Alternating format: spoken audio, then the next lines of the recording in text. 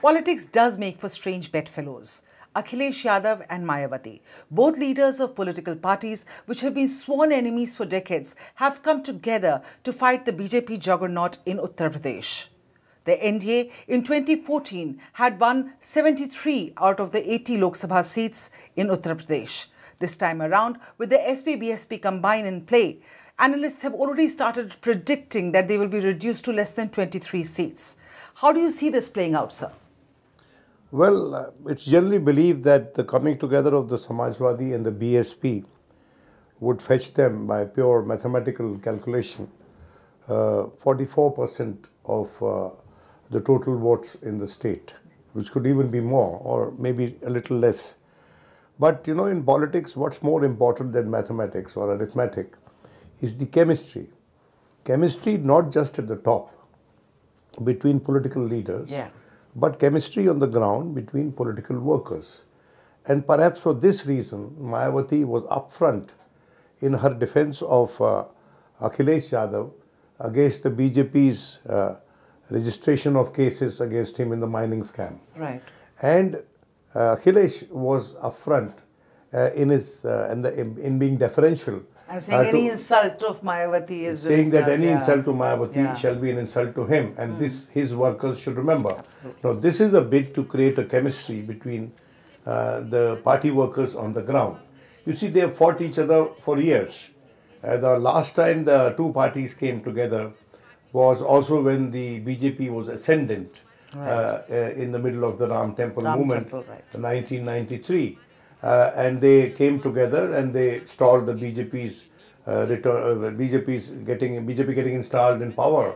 But this alliance did last. The government fell in 1995.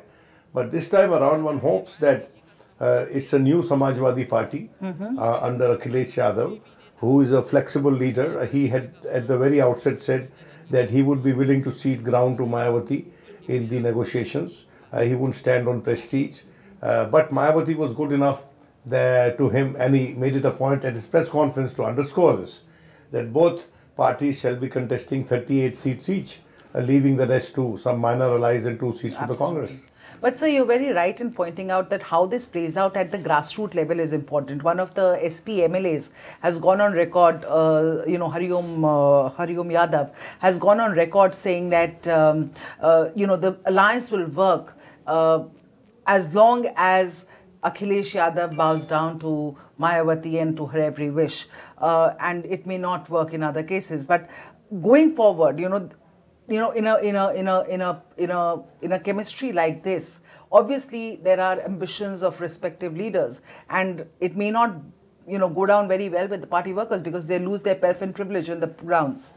You see, imagine that the BSP and the SP, charting the different course. Who would be beneficiary?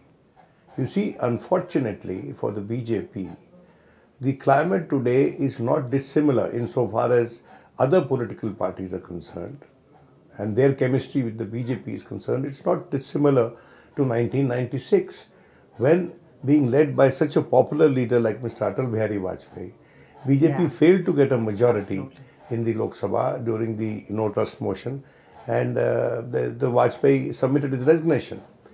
That things improved for them in 1998 and subsequently in 1999 when they had a longer period government. First government was 13 days, second government was 13 months, and the third government lasted 4.5 years almost, because Atalji asked for elections early.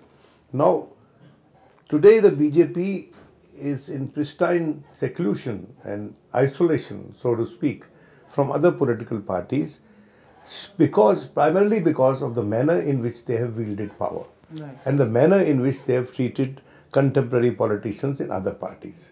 So, the situation today is that the opposition leaders believe, and some of them who have been targeted by the BJP, that either they hang together or they'll be hanged separately. I do not know about the future. I don't have that sense of clairvoyance. But as of today, it is that sentiment which is at play, and that is why, compared to earlier times, I expect them to be more reasonable to each other. And an example of that, a proof of that is that despite not making Congress a part of their alliance. Right. They have decided not to give candidates in Rae Bareli and Amethi.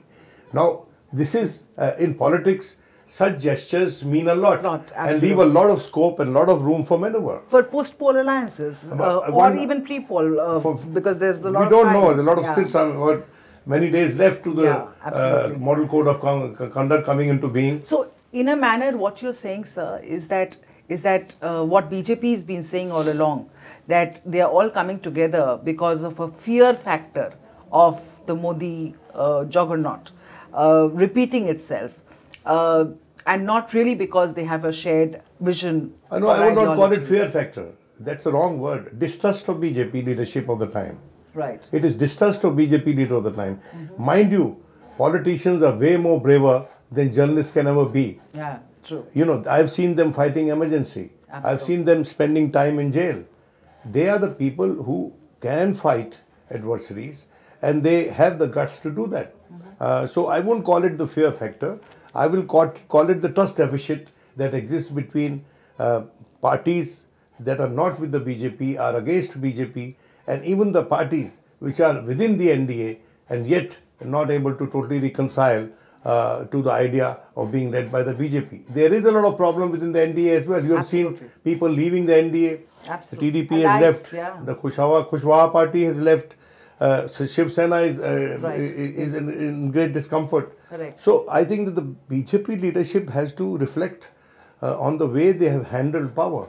You see, had they been more generous with other political parties in their exercise of power, and more I think after having scored the kind of majority the BJP did in the Lok Sabha, humility would have been a weapon which would have found no response from the opposition side, which would have been virtually invincible as a weapon. Humility. Absolutely. After you have got power. Power, yeah. But that unfortunately didn't happen, and that's why today we are at this pass. Tejashwi Yadav has also jumped into the fray. I mean, today he's going to be, he made a press conference and he hailed the SP-BSP alliance. But SP-BSP are really not a part of the Grand Alliance or the Mahagadbandhan in Bihar as of now.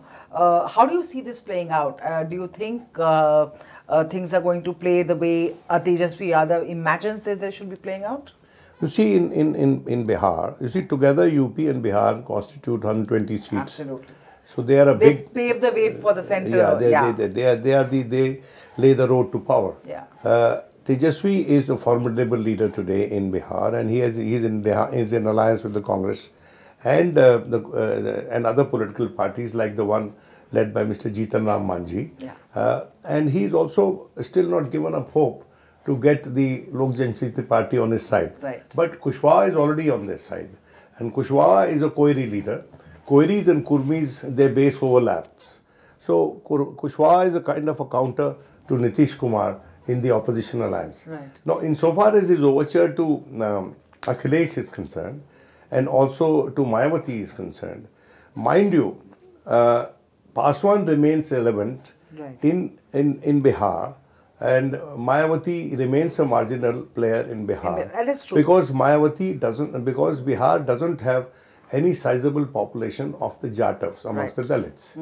And this is one reason that Mayawati has remained a marginal player. And the other reason was that Lalu Yadav, his appeal transcended all oppressed people at his peak. I see the Tejashwi overture as creating a bridge between an alliance that includes Congress and an alliance which does not include Congress but has room for the Congress, as is evident from the 2 seats that they have left for them in UP. Thank you so much, sir. Thank you so much for this.